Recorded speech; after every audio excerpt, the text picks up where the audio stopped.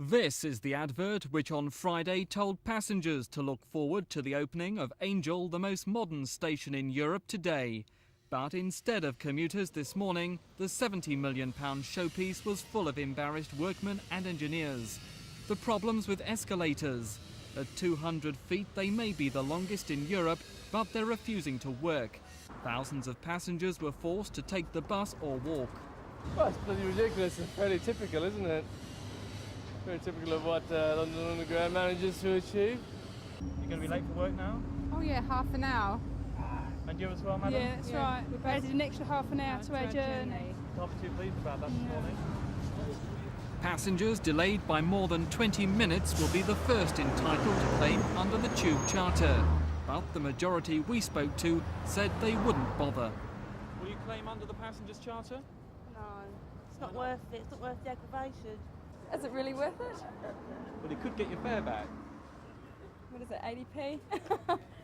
So no, I don't think so. The old Angel station with its narrow island platform had been dubbed the most unsafe in London. Work to make it the safest has taken 3 years. But it could be later this week before we're allowed to take a look for ourselves. Meanwhile, it's plans to cut staff at 60 BR stations that put Network South East in hot water today.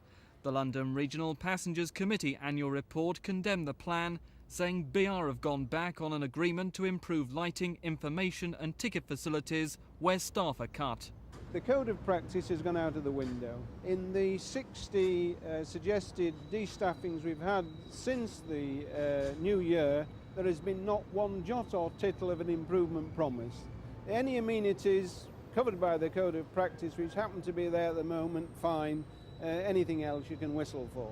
Our business is being hit by the recession like everybody else.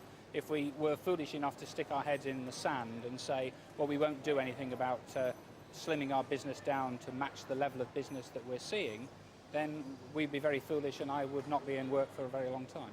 But you are saying clearly if few people use stations, there will be fewer staff. I think that that's inevitable. Network South East say staffing levels across the region are to be reviewed, and that at busy stations more staff will be on duty. Today's is the latest report to complain about government investment in the railways, saying it's unacceptable and untenable. Unless BR get more money, it warns, they'll face a crisis of daunting proportions. On the Tube it reveals what most already know. A scheduled wait for a train of 2.6 minutes is in reality nearer 3.3 minutes. On the buses it's much the same. A scheduled wait of 4.6 minutes is in fact an average of 6.4 minutes. As we discovered today, passengers don't want refunds, but a reliable transport system which gets them to work on time. This is Ryan Curse, the Thames News.